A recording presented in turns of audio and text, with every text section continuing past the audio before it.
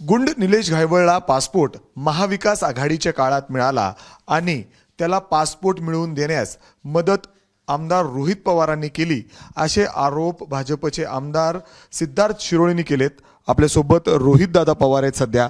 दादा, ती पत्रकार परिषद तुम्ही देखील बघितली असेल. काही गंभीर आरोप सातत्याने भाजपचे नेते तुमच्यावर करताना दिसत आहेत. आता या महाराष्ट्रामध्ये या सरकारच्या विरोधात मीच तर बोलतोय, इतरही सर्व नेते बोलत आहेत, पण त्या नेत्यांपैकी मी एक कार्यकर्ता तिथं असल्यामुळे कदाचित मला मुद्दामून तिथं टार्गेट केलं जाते.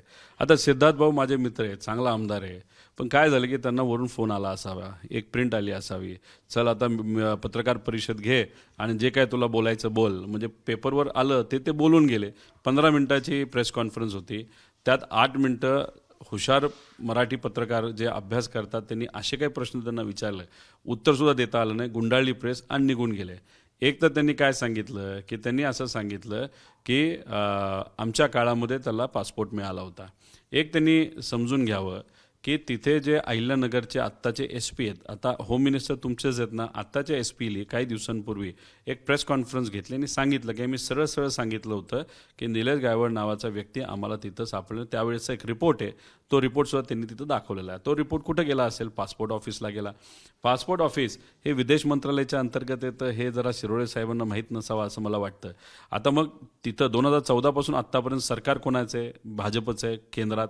आणि मग अशात तुमच्या विदेश मंत्रालयाचे जयशंकर साहेब जे परराष्ट्र मंत्री आहेत, मग त्यांनीच निलेश घायवळला मदत केली असं सांगण्याचा तुमचा प्रयत्न आहे का? त्यामुळे काहीतरी खोटं बोलायचं आणि त्याच्यात वेळ काढून न्यायचं असं ते सांगतात. त्याच्याचबरोबर ते म्हणले की त्याचा जो ॲड्रेस आहे त्या ॲड्रेसवर आमदार कोण आहे? तो रोहित पवार नाही आहे, तो ॲड्रेस हा अहिल्यानगर शहरातला ॲड्रेस आहे. त्यामुळे उगाच आपण मोघम बोलून लोकांचं लक्ष विचलित करण्याचा प्रयत्न त्यांनी तिथं कुठं करू नये. आणि विजा काढत असताना तुम्हाला कॅरेक्टर सर्टिफिकेट लागतं. आता हे महाशय आत्ता लंडनला गेलेत असं कळतं, ते अहमदाबाद का कुठून ते आपल्याला बघावं लागेल, पण ते लंडनला गेले असेल तर विजा काढत असताना कॅरेक्टर सर्टिफिकेट द्यावं लागतं. आणि कॅरेक्टर सर्टिफिकेट हे आत्ताच्या काळामध्येच तिथं दिलं असेल. आणि सगळ्यात महत्त्वाचं काय, सिद्धार्थ भाऊंना मला सांगायचं आहे, ही एक कोर्ट केस आहे. निकाल तारीख 16 ऑगस्ट 2017. या 2017ला होम मिनिस्टर कोण होतं? देवेंद्र फडणवीस साहेब होते. तिथं कॅबिनेट दमदार कॅबिनेट मंत्री कोण होते? राम शिंदे सर होते.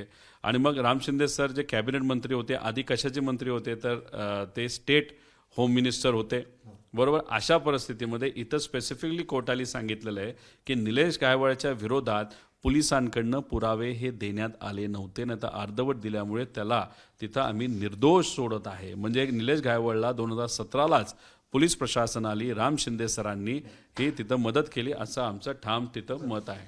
दादा, भाजपचे आमदार म्हणजे राम शिंदे देखील असतील, इतर बी काही पुरावे देत आहेत तुम्ही त्यांच्यासोबत फिरतानाचे. हे फोटो आहेत, म्हणजे अर्थात हे सगळे अशा पद्धतीने थेट तुम्हाला टार्गेट केलं जातं. एवढंच काय तर निलेश घायवळला जेव्हा जेलमधून बाहेर काढलं तेव्हा सुद्धा तुमची मदत झाली, तुमच्या मदतीने तो बाहेर आला असं देखील आरोप झालेत.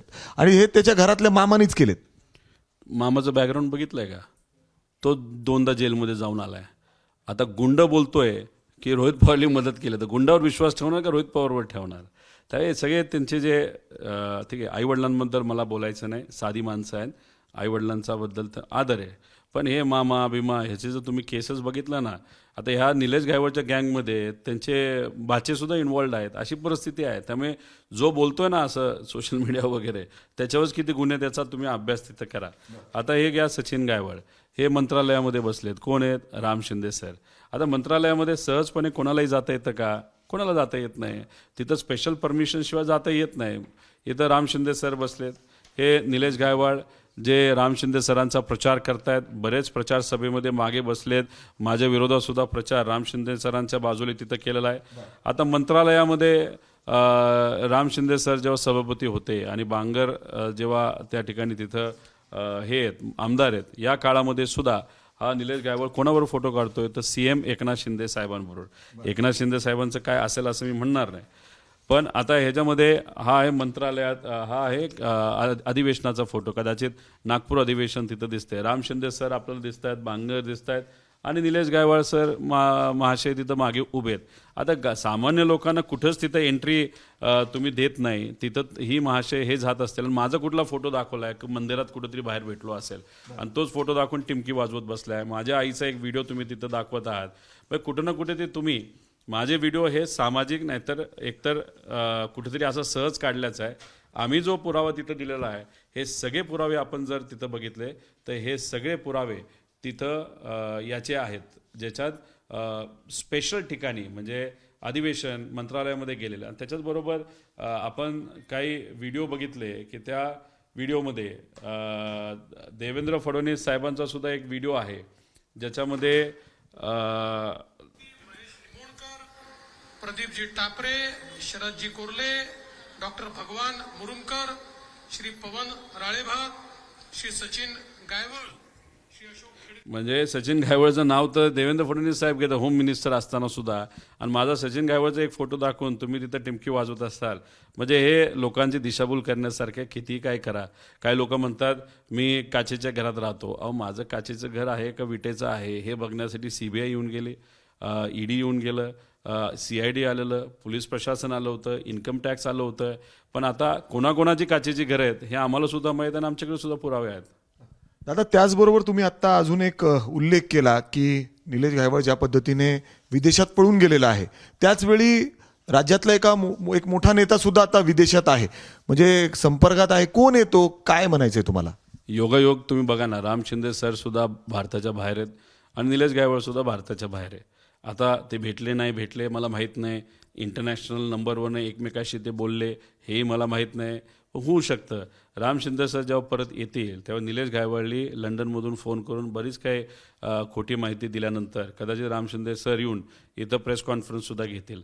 पण आमच्याकडे असे सुद्धा काही पुरावे आहेत. काही एका कॉन्ट्रॅक्टरला घेऊन ते कुठं बंगल्यात बसले होते, तिथं निलेश गायवळ होता, तिथं कसे पैसे उकळले गेले, खरड्यामध्ये सुद्धा काही लोकांना त्रास देऊन तिथं ते पैसे कसे काढले हे आमच्याकडे सगळे तिथं पुरावे आहेत.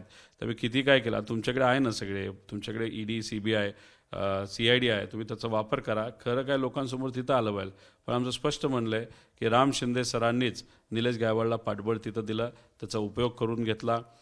धनंजय सावंत नावाचा जो माणूस आहे जो तानाजी सावंतचा सक्का पुतण्या आहे, धाराशिवमध्ये ते एकत्रित काम करतात. इथं आपण जर बघितलं तर काही समृद्धी नावाची ह्यांची जी कंपनी निलेश गायवळची ह्याला काही कामंसुद्धा तिथं देण्यात आलेली या सरकारच्या काळामध्ये. त्यानंतर आपण जर बघितलं तर पुण्यामध्ये तो इतर लोकांबरोबर काम करतो. जसं चंद्रकांत दादा हे डायरेक्ट आहेत नाही आहेत मला माहीत नाही, पण त्यांचा जो पाटील नावाचा OSD आहे त्याच्याबरोबर निलेश गायवळचे संबंध आहेत. त्यामुळे अनेक नेत्यांनी त्याला तिथं मदत केली आणि त्याच्यामुळेच तो भारताच्या बाहेर जाऊ शकला. आणि त्याच्या भावावर अनेक कलम असताना सुद्धा त्याला तिथं बंदुकीचं लायसन्स मिळालेलं आहे. दादा तुम्ही चंद्रकांत दादांचं नाव घेतलं म्हणजे काल परवा दिवशी तुम्ही सुद्धा बरेच त्यांच्यावर आरोप केले. मात्र त्यांची प्रतिक्रिया तुम्ही बघितली असेल. तुमच्यावर बोलताना ते प्रचंड चिडलेले होते. ज्या पद्धतीने तुम्ही बेसलेस म्हणजे अर्थात कुठलेही पुरावे नसताना थेट तुम्ही चंद्रकांत पाटलांवर आरोप करताय असं त्यांचं म्हणणं आहे. मी चंद्रकांत दादांचं डायरेक्ट नाव कुठंच घेतलं नाही. मी फक्त एवढंच सांगितलं त्यांच्याबरोबर त्यांचा जो OSD पाटील नावाचा त्याचं आणि निलेश गायवळचं हे फार जवळचं नातं आहे. आणि मी काय बोललो होतो जेव्हा गौतमी पाटीलला उचला याच्यासाठी तुम्ही फोन केला, त्या गाडी गौतमी पाटलाची धडकली हे चुकीचंच झालं. त्यात गौतमी पाटील नव्हती नसताना सुद्धा तुम्ही फोन करता तिला उचला. तर माझं एवढंच मत होतं की जसं तुम्ही ताकद दाखवता की तिला उचला, आमचं असं मत होतं की निलेश गायवळला उचला. नाही तर हे जे 11 गुंड आहेत या पुणे शहरामध्ये आज तिथं गुन्हेगारी वाढवत आहे त्या शहरामध्ये, या लोकांना उचलण्यासाठी एखादा फोन केला असता तर आम्हाला बरं वाटलं असतं. आणि हे ऐकूनच कदाचित चंद्रकांत दादा जरा चिडले. दादा त्याचवेळी आता अजित पवार देखील आता तुमच्यावर बोलतायत. जेव्हा त्यांना आज प्रश्न विचारलं की रोहित दादांवर तर त्यांनी सांगितलं की त्यांचे देखील लक्षात राहावं की बाकीचा प्रचार त्यांचं घर देखील काचेचं आहे. दादांवर म्हणजे तुम्ही बोलताना जरा संभळताना दिसतायत. दादांवर थेट टीका करत नाही. असा काही पुरावा दादांकडे आहे का तुमच्याकडे त्यांचा आहे? ह्याच्यामध्ये राम शिंदे सरांच्या बद्दलची चर्चा आणि काही पुरावे आमच्याकडे तिथं आहेत. दादांचं आणि निलेश गायवळचं तसं आता तरी डायरेक्ट काही रिलेशन नाही, पण काही गोष्टी आमच्याकडे आहेत. तर आता त्या जर आम्ही इतर नेत्यांच्या आत्ता दाखवल्या तर मग त्याच्यात कुठंतरी लक्ष हे मेन जो व्यक्ती आहे ज्याने निलेश गायवळला पाठबळ दिलं, सचिन गायवळला पाठबळ दिलं, त्याच्यावरचं फोकस हे डायव्हर्ट होईल. आम्हाला फक्त फोकस डायव्हर्ट करून द्यायचं नाही. नाही तर बऱ्याच लोकांबरोबरचे फोटो आमच्याकडे आहेत. दादांचाही असा काही फोटो आहे का? मी आता कोणाकोणाचं सांगणार नाही.